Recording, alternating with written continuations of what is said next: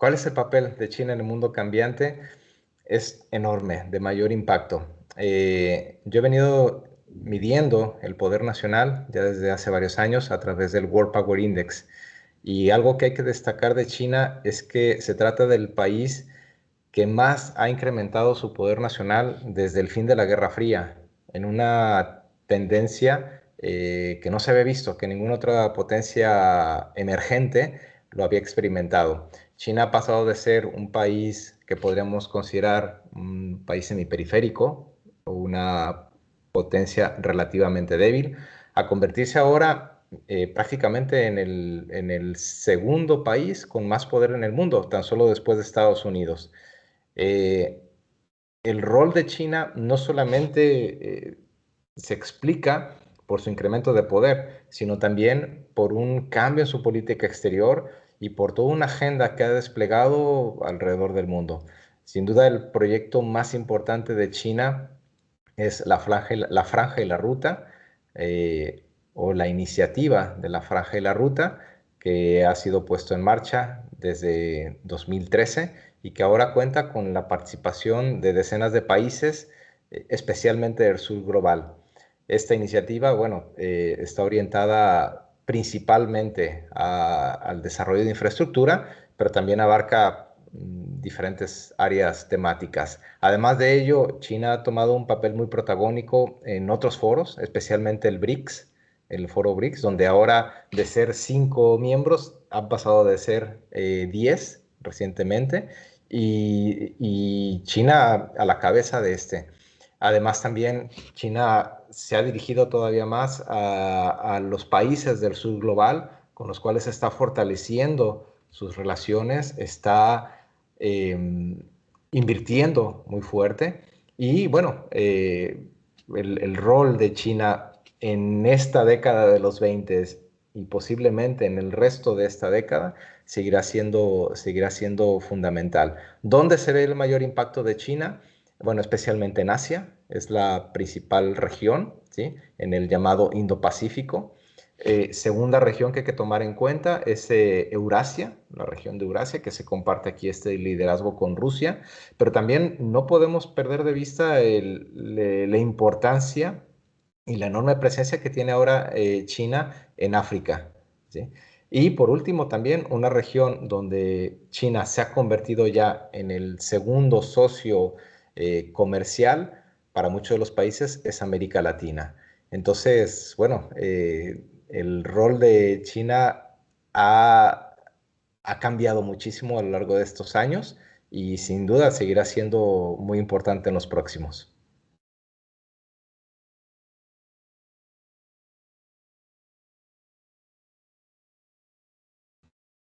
Bueno, efectivamente, la llegada del presidente Trump, junto con otros líderes, también líderes populistas, líderes más radicales que han llegado al poder en los últimos años, están transformando el escenario internacional de una manera eh, acelerada e inusitada. Eh, entonces, esto evidentemente tiene un profundo impacto en las teorías de las relaciones internacionales. Hay que recordar que las teorías buscan explicar la realidad. La teoría es una forma de sintetizar y de meter en cajas de pensamiento la complejidad que hay en la realidad. La realidad excede la teoría, evidentemente, ¿sí? Pero ante una realidad tan cambiante, tan dinámica, estas teorías que fueron diseñadas, muchas de ellas, hay que pensarlo, fueron diseñadas décadas atrás. Muchas surgieron en el contexto de Guerra Fría. Entonces, ante esto, y en una realidad totalmente nueva, las teorías están siendo interpeladas por la realidad. Las teorías buscan ajustarse para seguir explicando la realidad, pero la misma realidad sigue cuestionando permanentemente las teorías. Bien, ahora, ¿cuáles podrían ser o cuáles son las que entiendo que están siendo mayormente cuestionadas? Bueno, sin duda una de ellas es el liberalismo, la cual está fuertemente cuestionada. La segunda de ellas, me parece, es también el constructivismo, ¿sí? Estas teorías que se enfocan más en los valores compartidos, en las instituciones, en los regímenes internacionales, en las identidades, sin duda, pues están fuertemente cuestionadas debido a los cambios en la política exterior que vemos actualmente. En ese sentido, digamos, las teorías ganadoras en este momento han sido sin duda aquellas que se enfocan más en el poder y en la defensa del interés nacional, como es el realismo, el neorrealismo o incluso pues enfoques más contemporáneos que pueden seguir, digamos, ese paradigma. Eh, y sin embargo, yo no descartaría también, por ejemplo, los enfoques marxistas que plantean pues una división entre países ricos, países pobres, o el debate que ahora vemos con el llamado norte global y el sur global. Bueno, también dentro de este debate, pues hay que identificar cómo el marxismo sigue siendo vigente, ¿sí? En síntesis, yo creo que las teorías seguirán ajustándose, seguirán siendo interpeladas, buscarán adaptarse, ¿sí? Pero en este momento, al menos como puedo ver, el ganador de todos ellos por ahora podría ser el realismo, aunque también el marxismo con una pues, influencia importante.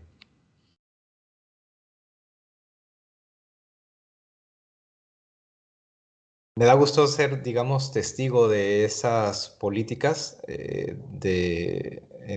in situ, desde el lugar. Yo llegué a China en 2017, precisamente meses después, en que justo apenas meses cuando había iniciado el gobierno de Donald Trump. Y en aquel momento estaba China de cabeza, ¿sí? Originalmente, si recordaremos, la primera administración Trump estuvo muy enfocada en construir el muro con México, en contener la migración.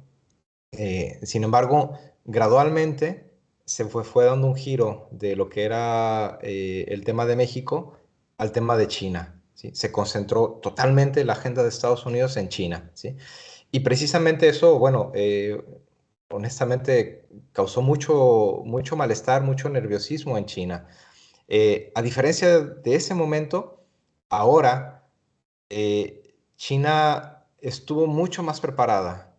China se puede ver que no le tomó por sorpresa el regreso de Donald Trump y que por tanto en estos 4 años del gobierno Biden siguió preparándose ante un posible regreso de Donald Trump. Creo que ese tiempo le permitió no solamente diversificarse, sino también ampliar su presencia y llegar, insisto, mucho más fortalecido de cara a un segundo gobierno de Donald Trump. Frente a este gobierno, creo que también China ha sido hábil en el sentido bueno, y también muy reacio en aquellas áreas en las que identifica que hay que tomar una postura seria, en las cuales hay que negociar o hay que incluso confrontar, los ha hecho, ¿sí? Sin embargo, también en otras áreas, creo que también han identificado claramente la personalidad de Donald Trump, lo volátil que puede ser, y en algunas áreas me parece que también hay cierto pragmatismo, ¿sí? Entonces, ¿cómo ve a China en esta segunda administración Trump o Trump 2.0? Mucho más preparado. China está mucho más preparada.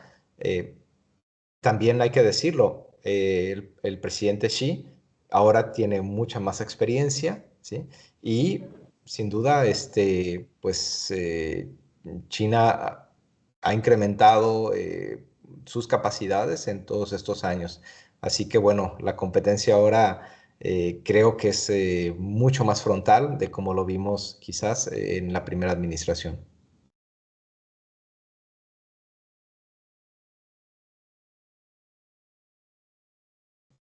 Se debe de entender el rol de los BRICS como potencias transformadoras, ¿sí? O sea, yo creo que estamos ante la transformación de un orden internacional. De hecho, Si observamos la estrategia de seguridad nacional del gobierno Trump, no la actual, porque todavía no ha sido publicada, hay que observar la estrategia de seguridad nacional de 2017 y ahí por primera vez fueron descritos China y Rusia, miembro de los BRICS, como potencias revisionistas.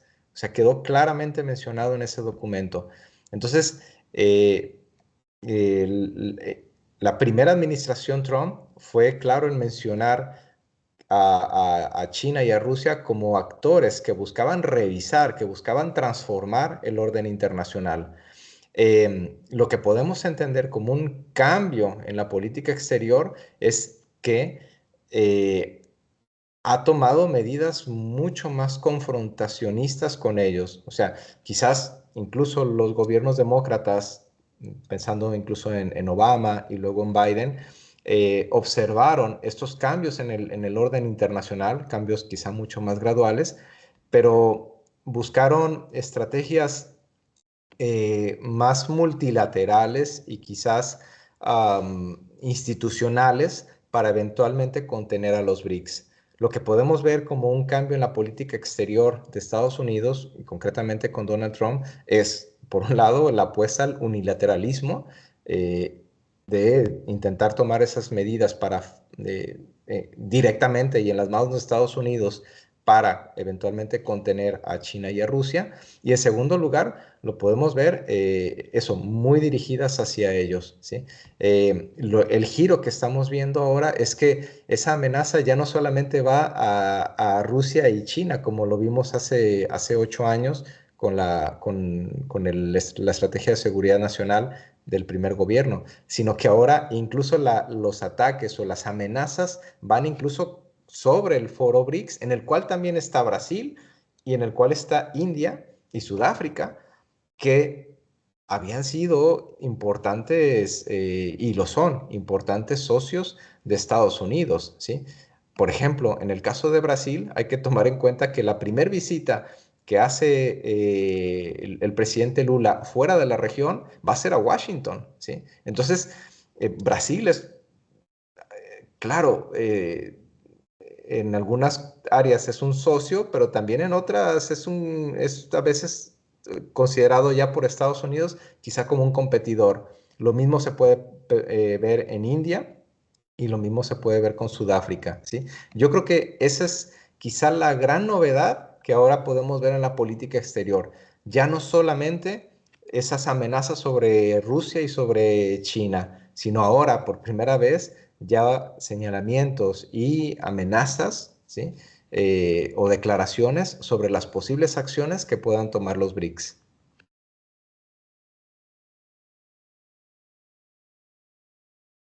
Creo que para entender mejor esto es necesario tener un panorama histórico mucho más amplio, ¿sí? Y para ello quisiera que prestáramos atención en lo que han sido los ciclos hegemónicos, ¿sí?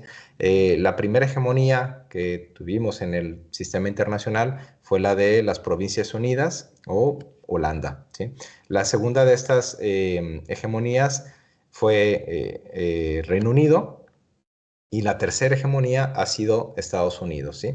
Bien, estas hegemonías han tenido pues ciclos más o menos de aproximadamente 100 años, ¿sí?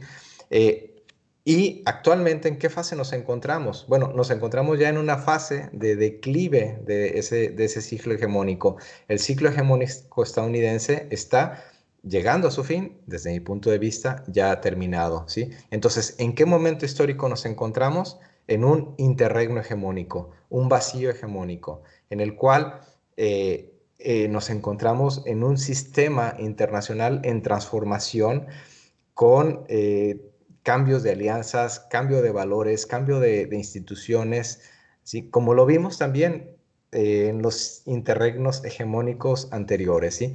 ¿Cuánto tiempo puede durar este interregno? Normalmente los interregnos han durado 40 años aproximadamente, más o menos, ¿sí? Entonces, quiere decir que esta fase que estamos viendo de transformación continuará también en los próximos años, ¿sí? En ese sentido, ¿qué es lo que podemos ver? Bueno, en fases anteriores lo que vimos es que el hegemón declinante busca mantener el orden internacional, puesto que este fue un orden que le favoreció, ¿sí? Lo que podemos ver es que Estados Unidos busca mantener sus privilegios, busca mantener y hacer prevalecer sus intereses a pesar eh, de que tenga que desmontar los valores, las instituciones y los regímenes que él mismo creó, ¿sí? En este mismo interreino hegemónico podemos ver potencias emergentes, potencias que buscan revisar y transformar ese orden internacional y crear algo distinto. Y ahí es donde se insertan precisamente los BRICS, quienes vienen cuestionando muy fuertemente esas instituciones que, insisto, el hegemón declinante o la hegemonía que ya está concluyendo, pues ahora mismo está abandonando y que busca pues prevalecer o hacer prevalecer de la manera más unilateral.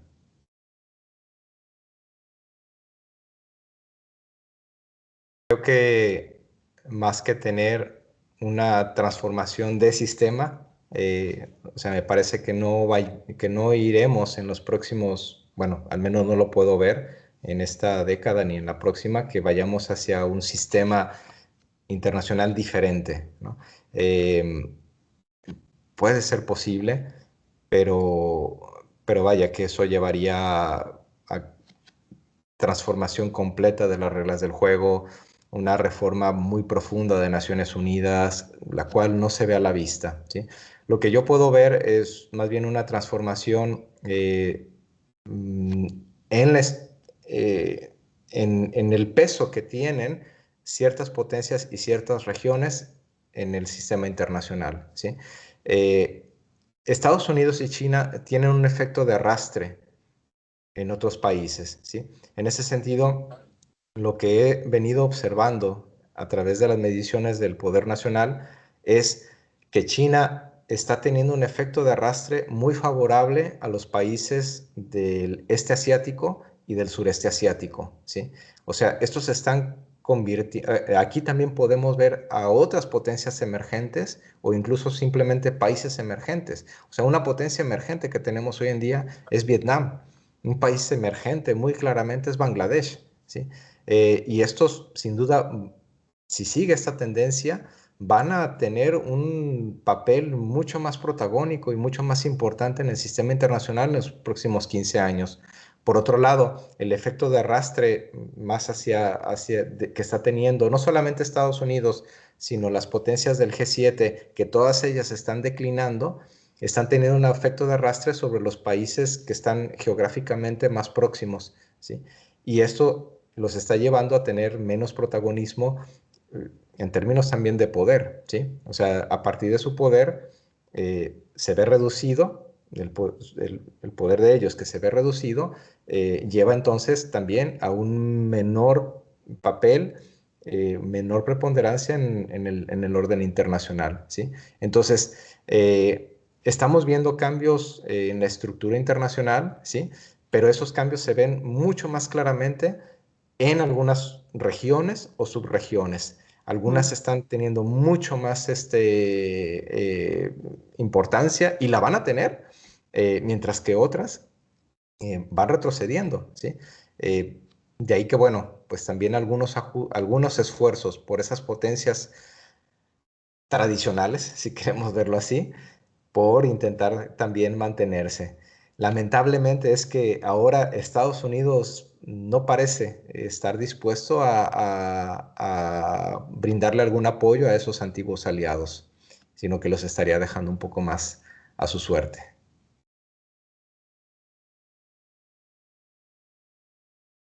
Y el tema de la nueva Guerra Fría es una cuestión que ya viene dando vueltas en la literatura desde hace tiempo, especialmente en el ámbito periodístico.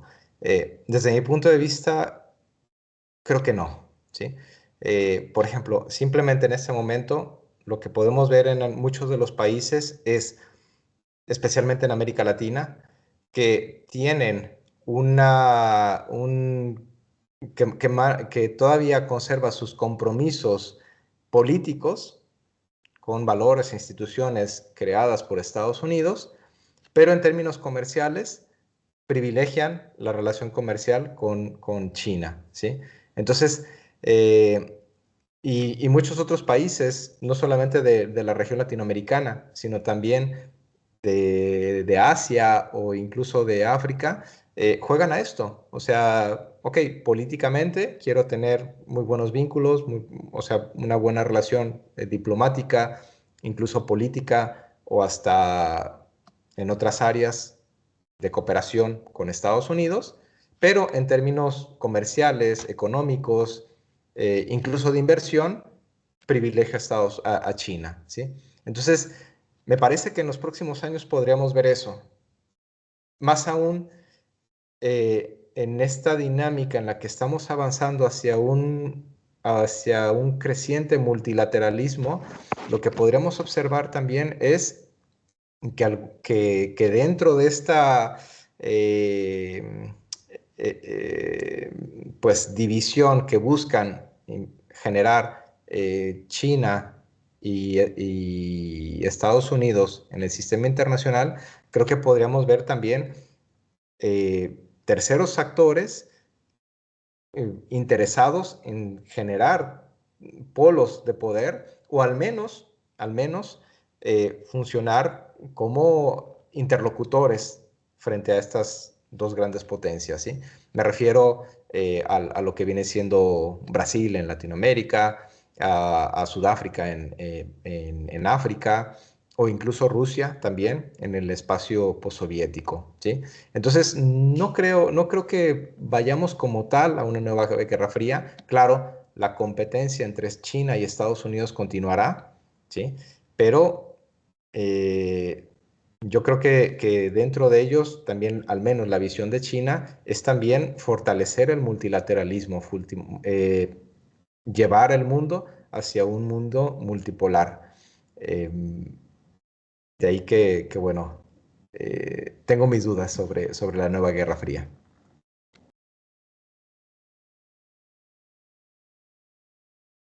Las oportunidades es que, bueno, estamos viendo la transformación del orden internacional y en un contexto en el que también la competencia entre las potencias puede generar mm, mecanismos puede generar mejores oportunidades para esos países del sur global, países que posiblemente anterior habían sido incluso ignorados, puede que ahora se vuelvan estratégicos, no solamente por su posición geográfica, sino por sus recursos o incluso aspectos que en algún momento pueden también volverse importantes, ¿no?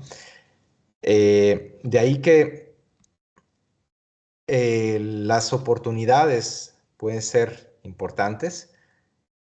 En un artículo que acabo de publicar sobre las transformaciones en el poder en el sur global, en la revista CIDOB de Barcelona, pues doy cuenta cómo es que ha crecido la multipolaridad en el sur global a lo largo de las últimas 3 décadas. Sin embargo, algunos de los riesgos que hay que señalar también es que si bien algunos países se están viendo beneficiados, otros, algunas regiones en específico, siguen totalmente marginadas, ¿sí? Y siguen ignoradas en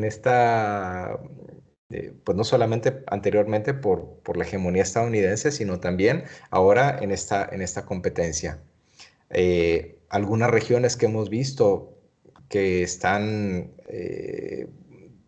fuera, digamos, o que al menos no han mejorado su situación en términos de incremento de sus capacidades, son las pequeñas islas del Pacífico Asiático, son los países del Caribe, algunos de ellos, y son también algunas regiones de África, concretamente el este de África, las cuales, y centro de África, ¿sí? Entonces, estos pueden ser los riesgos. A esos riesgos hay que añadirle nuevos riesgos, como son ahora, por ejemplo, cambio climático, donde las islas del Pacífico están siendo muy afectadas.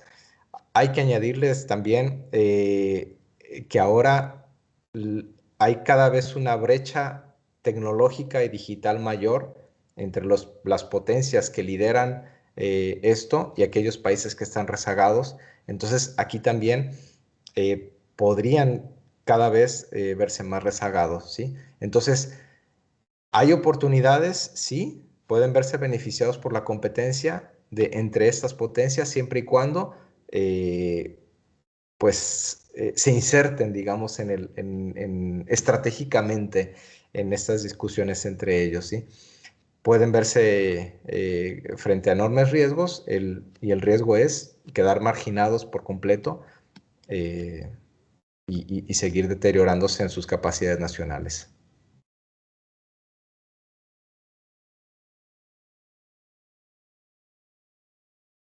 Un ejercicio de prospectiva que podemos hacer es tomar en consideración las tendencias que hemos visto en las últimas décadas, ¿sí? En ese sentido, bueno, en los próximos años, o al menos en lo que resta de esta década y posiblemente parte de la siguiente que veremos, continuaremos con esta dinámica de interreino hegemónico, es decir, de enorme competencia en la cual la hegemonía estadounidense terminará por diluirse y quizás veremos el surgimiento de una nueva hegemonía. China, no lo sé. India, no lo sé. O quizás veamos a lo mejor una transformación por completo en el sistema internacional, ¿sí? Ahora mismo creo que es difícil de determinarlo, sobre todo porque las hegemonías anteriores no hubo el fenómeno de la globalización y de la interconexión que tenemos hoy en día. La simultaneidad que tenemos en el sistema internacional hoy en día es extraordinaria y eso, bueno, le agrega una capa de complejidad más, ¿sí? ¿Qué podríamos observar? Bueno, yo preveo pues el continuo declive de Estados Unidos, pero no dejará de ser una de las principales potencias, ¿no? Veremos Estados Unidos dentro de las 5 principales potencias de aquí, yo creo, 2050 o hasta fin de siglo. Veremos a China también como una de las principales potencias en las próximas décadas y con una presencia mucho mayor. El tema de Rusia lo veo como un actor militar importante, pero no como un contendiente hegemónico. No creo que logre ser visto como un contendiente hegemónico. Eh, lo que, lo que en el caso de India pudiera ser, India por su crecimiento, que ahora es mucho mayor al de China, por su población, por su peso económico, por ser una potencia nuclear, etcétera, India podría quizás eh, considerarse como un contendiente hegemónico para las siguientes décadas. Europa, pues Europa vemos que está fuertemente cuestionada. Hay ya cambios importantes. Yo creo que el futuro de Europa para poder competir es que lo haga en bloque. Sola por sí misma Alemania o Francia, creo que no tienen oportunidad en un orden internacional futuro. El caso, por ejemplo, también de América Latina. Bueno, América Latina, claro, podemos tener aquí a importantes actores en el futuro, como podría ser Brasil, sin duda, lo seguirá haciendo. Y yo creo que también es una oportunidad muy importante para México. Esta nueva administración de Sheinbaum puede ser un parteaguas para que México pues adquiera un rol más importante o no en el futuro, ¿sí? Creo que pues está muy abierto, ¿sí? Ah, eh, Mucho de esto yo creo que también hay que tomar en cuenta que será en el contexto de la administración Trump, ¿sí? Quizás algunas cosas bajen de intensidad una vez que Trump salga, pero yo creo que incluso el que llegue después podríamos ver esa continuidad en la competencia a nivel internacional, ¿sí? Eh, Sin duda, muchas de estas pautas en la competencia las seguirá marcando, pues, tanto Trump como el futuro presidente de los Estados Unidos.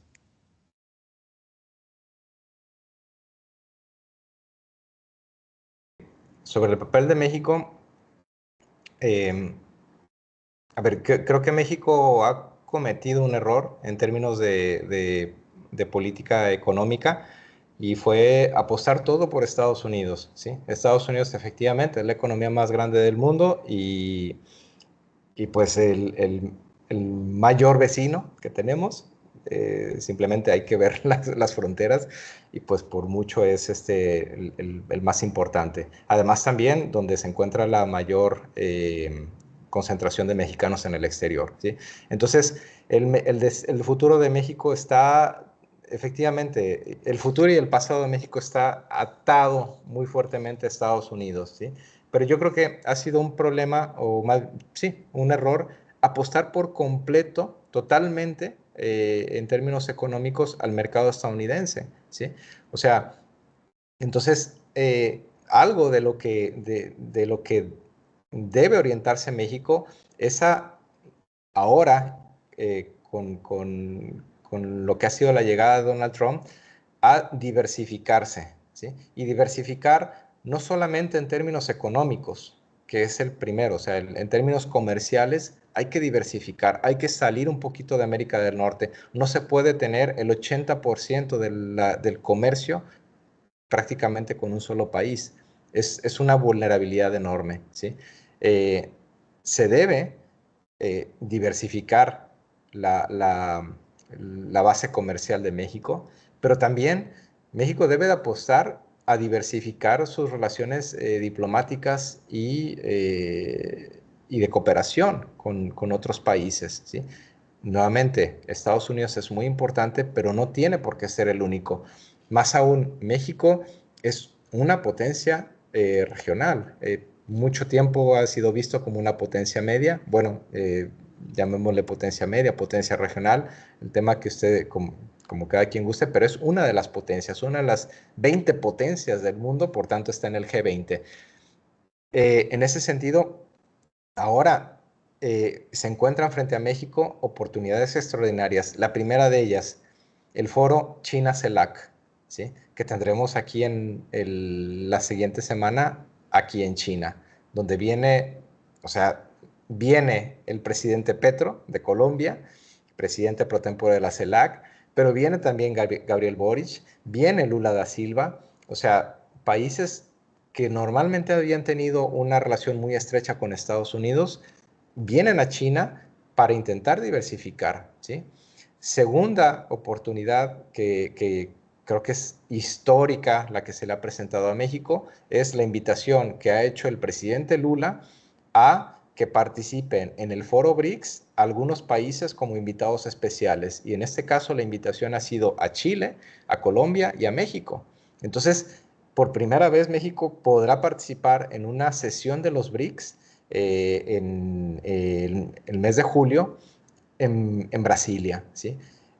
Esas son oportunidades que ahora, quizás anteriormente, se dejaron de lado. Hoy en día no se pueden pasar por alto, son oportunidades que hay que tomar sí o sí. Y no se trata de tomar una postura entre a favor o en contra de Estados Unidos. Es fundamental evitar en ese maniqueísmo. Lo fundamental aquí es diversificar, no solamente fortalecer las relaciones con China, sino también con los BRICS, también con América Latina o incluso también con Europa, ¿no? Eh, Insisto, México está muy atado, efectivamente, a Estados Unidos, pero esto no resta las posibilidades de diversificar. Y ahora, pues el Trump 2.0 lo plantea prácticamente como una urgencia en la agenda nacional.